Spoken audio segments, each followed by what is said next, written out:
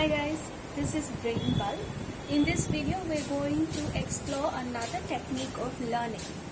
This video is specifically to learn how to make doodle notes.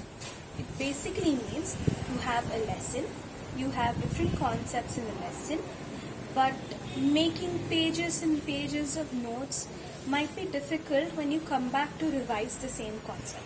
So in order to make the revision portion easy and in order to have a flow of the concepts, there is this technique called doodle notes. You can write, draw and scribble, but everything that you draw must be something that pertains to the lesson that you're learning. So we are going to see how to make doodle notes specifically to learn DNA and its structure. So let's go. Let's start with doodle notes. DNA. DNA stands for deoxyribonucleic acid. So first letter from each word, DNA, basically stands for all of the genetic information or the genetic material that is present inside a cell. Now we know so much, let's go deeper into it and we'll doodle as we go. Now the genetic information that we mentioned is present inside the nucleus of the cell. The form in which it is present inside at a particular time is in the shape of an X. It is actually made up of thread which is coiled over and over again. That thread which is coiled is the DNA itself, and the DNA which is coiled has supportive structures in the middle. Now imagine a wool of yarn which is twisted over and over again. To help that twist stay in position, we have something called histones. Histones, which are marked in red over here, are the proteins that hold the DNA in that coil. Now if we unwind that coil even further, we will see that the DNA is basically some ladder which is twisted over and over again. This ladder has two strands, hence it is called as a double-stranded structure. And I am calling this a ladder because of the step-like units which is there repeatedly over the whole length. Let's brush up once again. The X-shaped structure is present inside of the nucleus. It is called as the chromosome. This chromosome is made up of tightly coiled thread-like structures. This thread is nothing but DNA. So coiled DNA makes up a chromosome. This coiling of DNA will need extra support from histones. Hence the DNA wraps around the proteins called histones for extra stability. We know that the coiled DNA, when you unwrap it, looks like a ladder.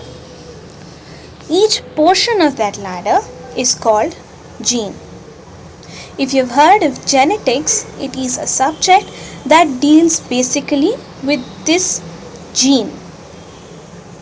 A gene is basically, as you can see now, a segment of that DNA, and it provides the code for a trait.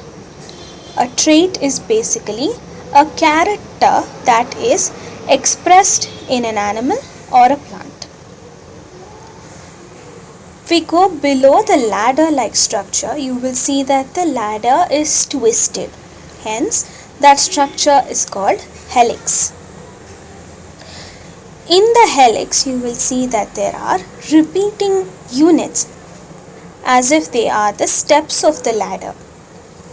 Those units have a name, and that is called nucleotide.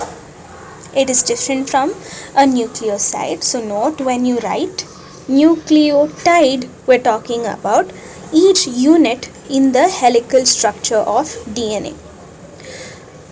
Going deeper into this, a nucleotide is made up of three different things. Firstly, it is made up of a central sugar. It is flanked by a nitrogenous base as well as a phosphate group. In this nucleotide unit, you will see that there are 4 different kinds of nitrogenous bases, which will come to a little later. Then the main sugar unit in DNA is deoxyribose sugar. In the case of RNA, it is ribose sugar alone. We also have a phosphate group. Just understand that the phosphate group helps to be the support for the entire ladder structure. Now coming back to the nitrogenous bases, there are 4 different bases. In alphabets A, T, G, C: adenine, thymine, guanine, cytosine.